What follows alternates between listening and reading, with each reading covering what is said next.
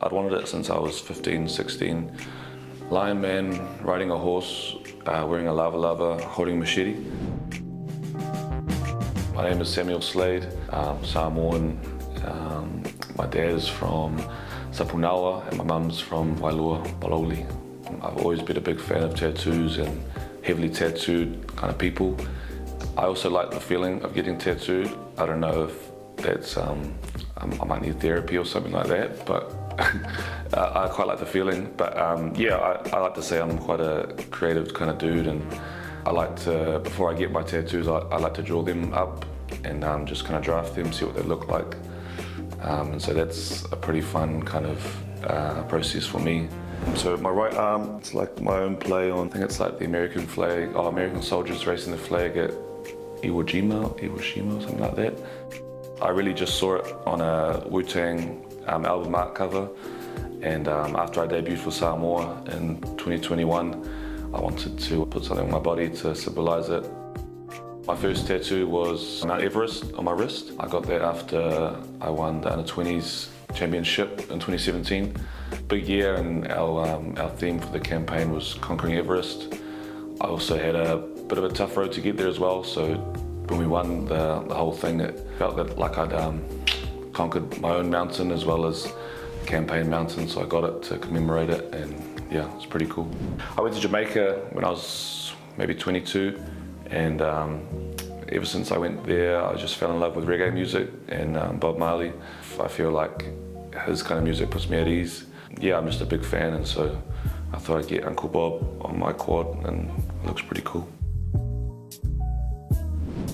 It's my spider web, no real meaning, I just thought it looked cool.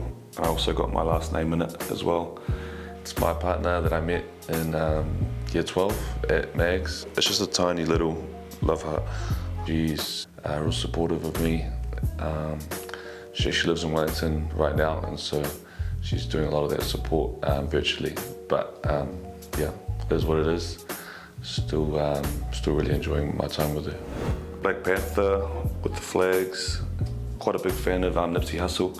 Marathon Continues and all that, and so after he passed away, I listened to more of his music, and I kind of got stuck into it, and I quite like that motto.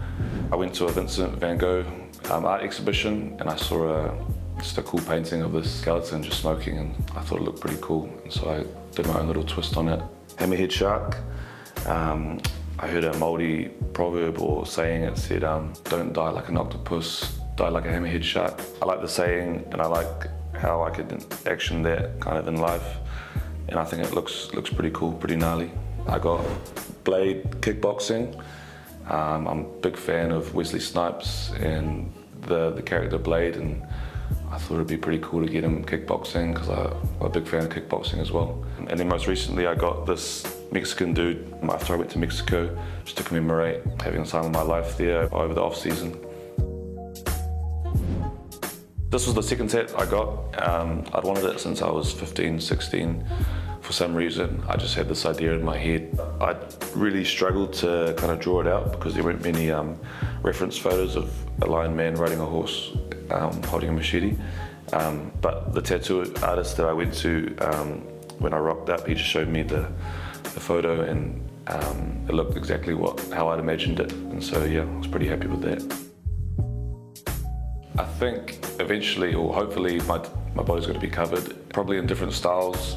I've got a big plan for how I want to fill it out, but I'm also kind of leaving space for life experiences, I guess. I don't want to rush into it and get something too early, and then something big happens in my life and I want to get something to commemorate there, and I got no space left. And so eventually, yeah, everything will probably be tatted up.